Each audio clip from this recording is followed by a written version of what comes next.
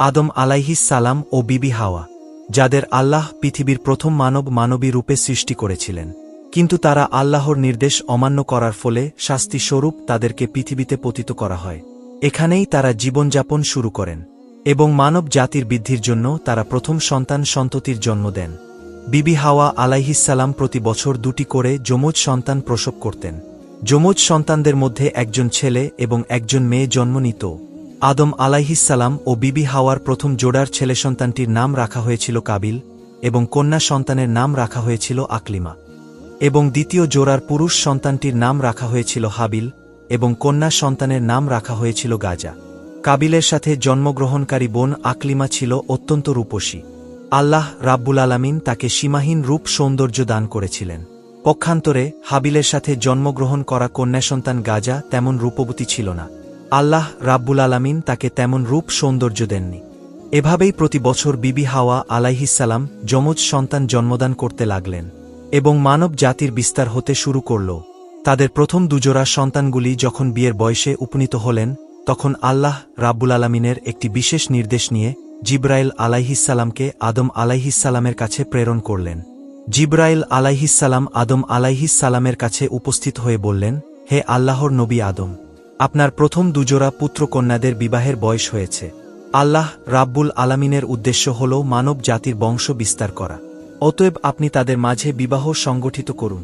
তবে এক্ষেত্রে আল্লাহ রাব্বুল আলামিনের নির্দেশ হল, একজোড়া পুত্র ও কন্যার মধ্যে বিবাহ সংঘটিত হতে পারবে না, বরং একজোড়ার পুত্রের সাথে অপর জোড়ার কন্যার বিবাহ হবে। সাবধান যাতে কোনোভাবেই একজোড়ার পুত্রকন্যাদের মাঝে বিবাহ সংঘটিত না হয়। এই বলে জিবরাইল আলাইহিসসালাম বিদায় গ্রহণ করলেন।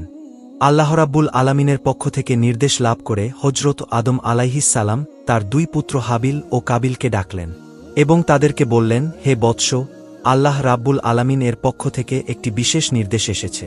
তোমাদের বিবাহের বয়স হয়েছে, আর আল্লাহ রাব্বুল আলামিনের উদ্দেশ্য হল মানবের বংশ বিস্তার করা। অতএব আমি তোমাদের মাঝে বিবাহ সংগঠিত করে দিতে চাই। হে বৎস, তোমরা শুনে রাখো, বিবাহের ক্ষেত্রে আল্লাহ রাব্বুল আলামিনের বিধান হল, একই জোড়ার পুত্রকন্যার মাঝে বিবাহ সংঘটিত হতে পারবে না, বরং প্রথম জোড়ার কন্যাকে দ্বিতীয় জোড়ার পুত্রের সাথে বিবাহ দিতে হবে এবং দ্বিতীয় জোড়ার পুত্রকে প্রথম জোড়ার কন্যার সাথে বিবাহ দিতে হবে। সুতরাং কাবিল বিবাহ করবে গাজাকে এবং হাবিল বিবাহ করবে আকলিমাকে। পিতার এরূপ আদেশ শুনে হাবিল নীরব রইল, কিন্তু কাবিল প্রবল আপত্তি করে বসল এবং সে প্রতিবাদের সুরে বলে উঠল, হে আমার পিতা, আপনি আমাদেরকে যে নির্দেশ দিচ্ছেন তা বড় অন্যায় ও ইনসাফহীন একটি নির্দেশ। আকলিমা আমার সাথে জন্মগ্রহণ করেছে, যুক্তির দাবি এটাই যে তাকে আমার সাথে বিবাহ দেওয়া হবে, আর গাজা হাবিলের সাথে জন্মগ্রহণ করেছে, অতএব তাকে হাবিলের সাথে বিবাহ দেওয়া হোক। আমার বোন আকলিমা অনেক সুন্দর, পক্ষান্তরে গাজা অনেক কুৎসিত। আমি আমার বোন আকলিমাকে ছাড়া অন্য কাউকে বিবাহ করব না। সুতরাং হাবিল তার কুৎসিত বোন গাজাকে বিবাহ করুক, আর আমি আমার সুন্দরী বোন আকলিমাকেই বিবাহ করি। আল্লাহ তাআলা তো আমাদেরকে মায়ের গর্ভেই জোড়ায় জোড়ায় সৃষ্টি করেছেন। অতএব দুনিয়ার জমিনে ভূমিষ্ঠ হওয়ার পরে আপনি কেন এই জোড়া ভাঙতে যাচ্ছে? এটি কঠিন জুলুম, অত্যাচার এবং ন্যায় নীতিহীন একটি আদেশ। হে আমার পিতা, আমার মনে হয় আপনি হাবিলকে অধিক ভালোবাসেন, তাই তার সাথে আমার সুন্দরী বোন আকলিমাকে বিবাহ দিতে চাচ্ছেন। তবে আমি আমার পরিষ্কার সিদ্ধান্ত জানিয়ে দিচ্ছি, আমি হাবিলের সাথে আকলিমার বিবাহ কোনোভাবেই মেনে নেব না। যে করেই হোক, আমার বোন আকলিমাকে আমি বিবাহ করব। আমি আপনাকে আগেই জানিয়ে দিচ্ছি, আমাদের বিবাহ নিয়ে যদি কোনো দুর্ঘটনার সৃষ্টি হয়, তাহলে তার জন্য আপনি দায়ী থাকবেন। কাবিলের কথা শুনে আদম আলাইহিসসালাম বললেন, বৎস, তুমি হয়তো মনে করছো যে এগুলি আমার নিজের বানানো কথা, কিন্তু আমি নিজে থেকে কোনো কিছুই বানিয়ে বলছি না। আমি আল্লাহ রাব্বুল আলামিনের হুকুমগুলি তোমাদেরকে শুনিয়েছি মাত্র। আর তুমিও জেনে রাখো, আল্লাহ রাব্বুল আলামিনের বিধানের সামান্যতমও আমি নড়চড় করব না। তার নির্দেশ অনুসারেই তোমাদের বিবাহ সংঘটিত হবে। আমি একবার তার হুকুম অমান্য করে বেহেশত থেকে দুনিয়ায় নিক্ষিপ্ত হয়েছি। আমি আর কোনোদিন তার কোনো নির্দেশ অমান্য করতে পারব না। পুনরায় যদি আমি আমার প্রতিপালকের হুকুমের অন্যথা করি, তাহলে আমার উপরে কোন বিপদ আসবে তা আমি জানি না। আমি আমার প্রতিপালকের আযাব ও শাস্তি নিয়ে অত্যন্ত ভীতসন্তুষ্ট। অতএব হে বৎস, অবনত চিত্তে আল্লাহ রাব্বুল আলামিনের হুকুমকে মেনে নাও এবং তিনি যেভাবে বিবাহের ফরমান জারি করেছেন সেভাবেই তোমরা বিবাহ করার জন্য প্রস্তুত হয়ে যাও। কিন্তু আদম আলাইহিসসালামের কোনো নসিহতি কাবিল শুনল না। সে তার জিদের উপরে অটল থাকল। হজরত আদম আলাইহিসসালাম তাদেরকে বললেন, ঠিক আছে, তোমরা এখন যাও। আমি এই ব্যাপারে আল্লাহ রাব্বুল আলামিনের পরবর্তী নির্দেশের অপেক্ষা করব। অতঃপর আল্লাহ রাব্বুল আলামিনের নির্দেশ আমি তোমাদেরকে জানিয়ে দেব। এরপর আদম আলাইহিসসালাম আল্লাহ রাব্বুল আলামিনের দরবারে দোয়া করলেন, হে মাবুদ, আমার সন্তানদের বিবাহের ব্যাপারে যে ফিতনার সৃষ্টি হয়েছে তা তুমি সব কিছুই দেখছ। আমাকে এ ব্যাপারে তুমি একটি উত্তম ফয়সালা দান করো, যাতে করে প্রত্যক্ষভাবে তারা একটি প্রমাণ পেতে পারে। আদম আলাইহিসসালামের দোয়ার পরিপ্রেক্ষিতে আল্লাহ রাব্বুল আলামিনের নির্দেশ নিয়ে হজরত জিবরাইল আলাইহিসসালাম তার কাছে আগমন করলেন এবং তিনি বললেন, হে আদম, আপনি আপনার পুত্রদেরকে কুরবানি করার নির্দেশ দেন। তারা তাদের কুরবানি নিয়ে পাহাড়ে রেখে আসবে। অতঃপর যার কুরবানি কবুল করা হবে সেই আকলিমাকে বিবাহ করবে। আল্লাহ রাব্বুল আলামিনের পক্ষ থেকে নির্দেশ প্রাপ্ত হয়ে আদম আলাইহিসসালাম পুনরায় হাবিল ও কাবিলকে ডাকলেন এবং তিনি তাদেরকে বললেন, হে বৎস, আল্লাহ রাব্বুল আলামিনের নির্দেশ হল তোমরা দুজনেই কুরবানি করবে এবং তোমাদের কুরবানির বস্তু পাহাড়ের উপর রেখে আসবে। যার কুরবানি আল্লাহ রাব্বুল আলামিন কবুল করবেন সেই আকলিমাকে বিবাহ করতে পারবে। অতএব যাও, তোমরা তোমাদের কুরবানি পাহাড়ের উপরে রেখে আসো। আদম আলাইহিসসালামের যুগে কুরবানির নিয়ম ছিল, কুরবানি করে সেই কুরবানির বস্তুকে পাহাড়ের উপরে রেখে আসা হতো। আল্লাহ রাব্বুল আলামিন যার কুরবানি কবুল করতেন তার কুরবানি আগুনে জ্বালিয়ে দিত। আর এটাই ছিল আল্লাহ রাব্বুল আলামিনের কাছে কুরবানি কবুল হওয়ার নিদর্শন। পিতার নির্দেশ পেয়ে হাবিল ও কাবিল তাদের নিজ নিজ মাল থেকে কুরবানির বস্তু সংগ্রহের জন্য চলে গেল। কাবিল ছিল কৃষক, কৃষিকাজ করে শস্য উৎপাদন করত। সুতরাং সে তার কৃষিপণ্যের মাধ্যমে কুরবানির সামগ্রী সংগ্রহের জন্য মনস্থির করল। পক্ষান্তরে হাবিল ছিল একজন মেষপালক। সে মেষ চড়িয়ে জীবিকা নির্বাহ করত। তাই সে তার মেষগুলি থেকে আল্লাহ রাব্বুল আলামিনের রাস্তায় একটিকে কোরবানির জন্য মনস্থির করল এবং সে তার সবচাইতে উত্তম ও মোটাতাজা মেষটিকেই আল্লাহ রাব্বুল আলামিনের রাস্তায় কুরবানি করার জন্য প্রস্তুত করল। অতঃপর হাবিল ও কাবিল দুজনেই তাদের কুরবানি পাহাড়ের উপর রেখে আসল। এর কিছুক্ষণ পরেই আল্লাহ রাব্বুল আলামিনের পক্ষ থেকে এক খণ্ড আগুন এসে হাবিলের কুরবানিকে জ্বালিয়ে দিল। এই দৃশ্য দেখে হাবিল অত্যন্ত খুশি ও আনন্দিত হয়ে আল্লাহ রাব্বুল আলামিনের দরবারে শুকরিয়া আদায় করল।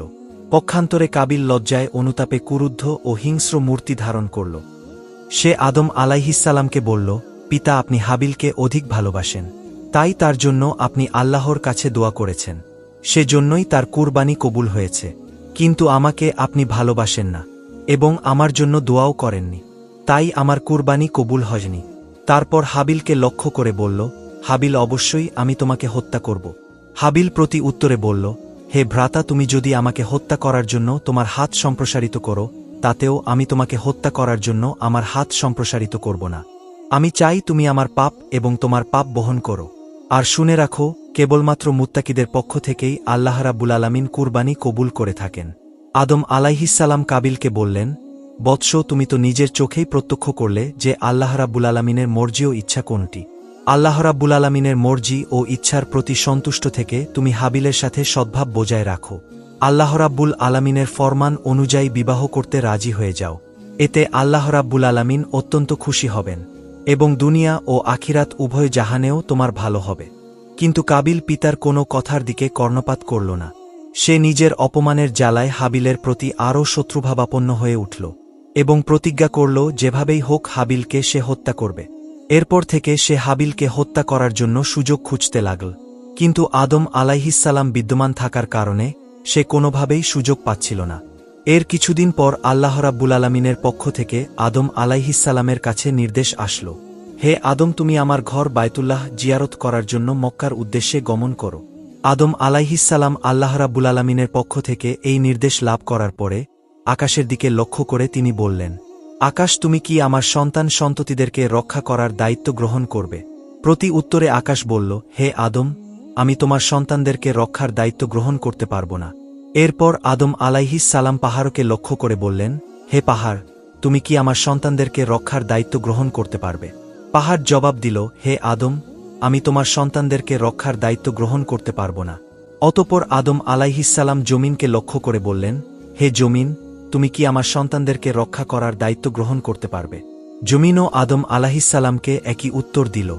তখন আদম আলাইহিসসালাম হাবিলকে বললেন, হে হাবিল, তুমি কি আমার সন্তানদের রক্ষা করার দায়িত্ব গ্রহণ করতে পারবে? হাবিল বলল, হে আমার পিতা, আল্লাহ রাব্বুল আলামিন যদি আমার উপর অনুগ্রহ করেন তাহলে অবশ্যই আমি এই দায়িত্ব গ্রহণ করতে রাজি আছি। এরপরে আদম আলাইহিসসালাম ও বিবি হাওয়া সন্তানদেরকে রক্ষণাবেক্ষণের দায়িত্ব হাবিলের কাছে দিয়ে মক্কার উদ্দেশ্যে রওনা হয়ে গেলেন। আদম আলাইহিসসালাম মক্কায় চলে যাওয়ার পরে কাবিল তার উদ্দেশ্য পূরণ করার একটি বিশাল সুযোগ পেয়ে গেল। পিতার শাস্তির ভয়ে এতদিনে সে তার উদ্দেশ্য হাসিল করতে পারছিল না, কিন্তু যখন পিতা তাদের থেকে দূরে চলে গেল তখন আর তার কোনো ভয় ও বাধা কোনোটাই রইল না। একদিন হাবিল তার বকরিগুলি চড়াতে মাঠে গেল এবং একসময় ক্লান্ত হয়ে একটি গাছের ছায়ায় ঘুমিয়ে পড়ল। কাবিল যখন দেখল হাবিল নির্জন এক গাছের ছায়ায় একাই ঘুমিয়ে রয়েছে, তখন সে ভাবল হাবিলকে হত্যা করার এটাই উপযুক্ত সময়। কিন্তু সে বুঝে উঠতে পারছিল না যে কোন উপায়ে হাবিলকে হত্যা করবে। অনেক চিন্তা করেও সে কোনো উপায় বের করতে পারল না। যেহেতু ইতিপূর্বে কেউ কোনো মানুষ হত্যা করেনি, তাই এই পদ্ধতি কাবিলের জানা ছিল না। ঠিক এই সময়ে ইবলিশ শয়তান এসে দেখল হত্যা করা নিয়ে হাবিল দ্বিধাদ্বন্দ্বে ভুগছে। তখন সে বলল, অবশ্যই তাকে হত্যা করার জন্য সাহায্য করা আমার একান্ত দায়িত্ব ও কর্তব্য। আমি তো এমন একটি সুযোগের অপেক্ষায় ছিলাম। তাই সে আর দেরি না করে একজন পথিকের বেশ ধরে কাবিলের সামনে এসে দাঁড়াল। অতঃপর সে তার শয়তানি শক্তির বলে একটি কৃত্রিম সাপ তৈরি করল এবং সাপটি ধীরে ধীরে মানবরূপী ইবলিশের দিকে এগিয়ে আসতে লাগল। তখন ইবলিশ জমি থেকে একটি পাথর উঠিয়ে সাপের মাথা লক্ষ্য করে ছুঁড়ে মারল। ফলে সাপের মাথা থেতলে গেল এবং সেখানেই সাপটি মারা গেল। হত্যা করার এই পদ্ধতি দেখে কাবিল অত্যন্ত খুশি হল এবং সে স্থির করল এই পদ্ধতিতেই সে হাবিলকে হত্যা করবে।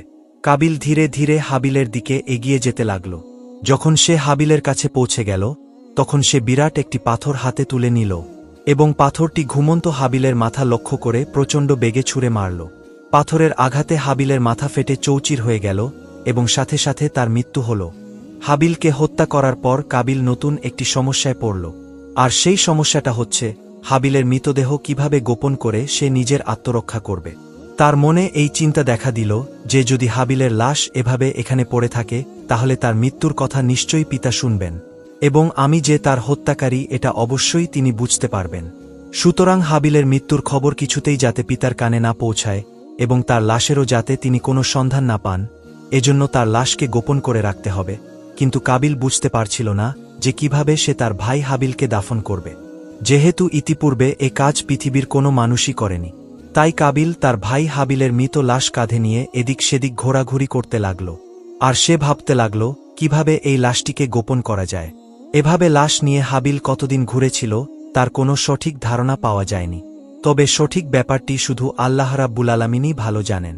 কাবিল যখন তার ভাই হাবিলের মৃত লাশটি কাঁধে নিয়ে এভাবে ঘুরে বেড়াচ্ছিল তখন আল্লাহ রাব্বুল আলামিন ইচ্ছা করলেন যে তাকে দুটি নির্দিষ্ট প্রাণী দিয়ে মানুষ দাফন করার কাজটি শিক্ষাদান করবেন। এই জন্য তিনি তার সামনে দুটি কাককে পাঠিয়ে দিলেন।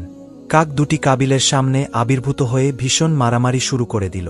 তারা একে অপরকে ঠোঁট দিয়ে ঠোকরাতে শুরু করল এবং কিছুক্ষণের মধ্যেই একটি কাক অপর কাকটিকে হত্যা করল। এরপর জীবিত কাকটি তার ঠোঁট দিয়ে একটি গর্ত খনন করে মৃত কাকটিকে সেই গর্তের মধ্যে রেখে তার ওপর মাটি চাপা দিয়ে উড়ে গেল।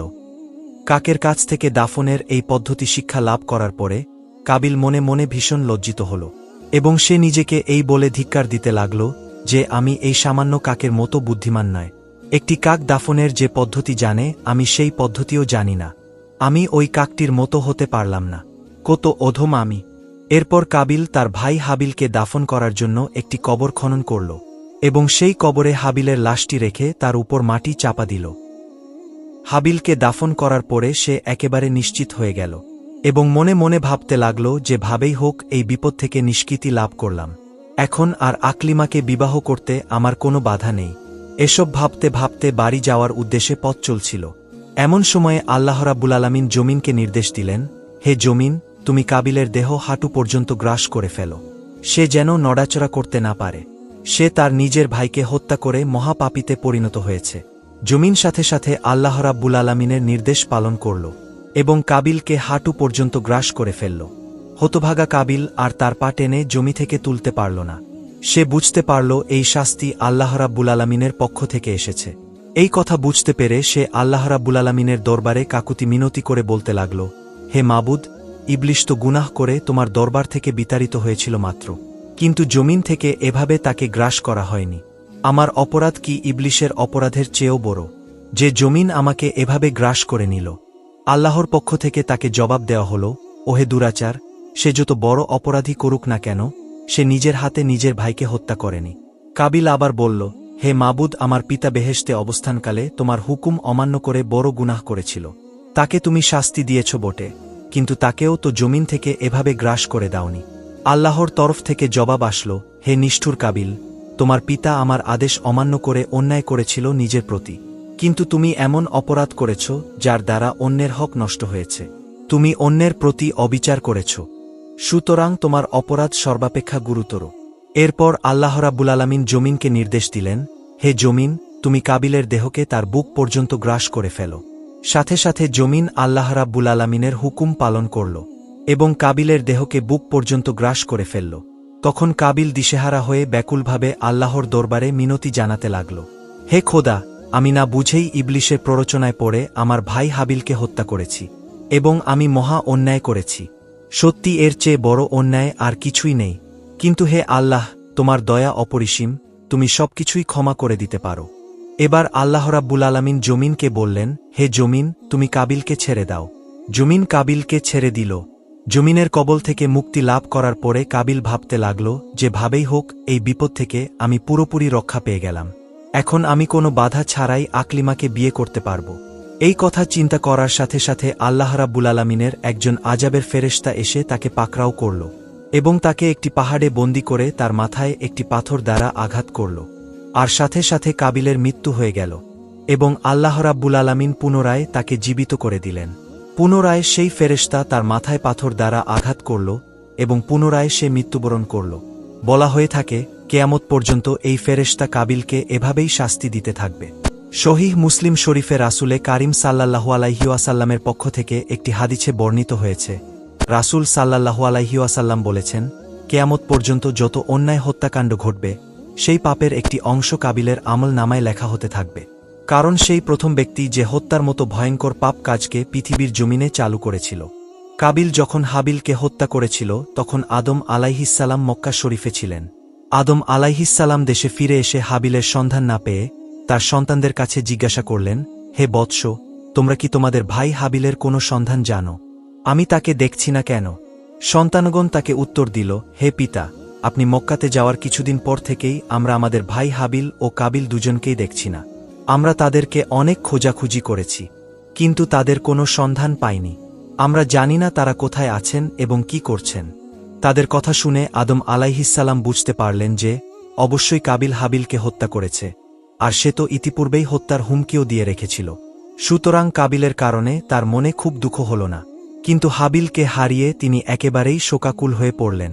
অতঃপর তিনি আল্লাহ রাব্বুল আলামিনের দরবারে কাঁদতে কাঁদতে প্রার্থনা করলেন, হে আল্লাহ, হাবিলকে যদি হত্যা করা হয়ে থাকে তবে তার কবর ও মৃত লাশের চিহ্নটুকু আমাকে দেখিয়ে দাও, তাতে আমি শান্তি পাব।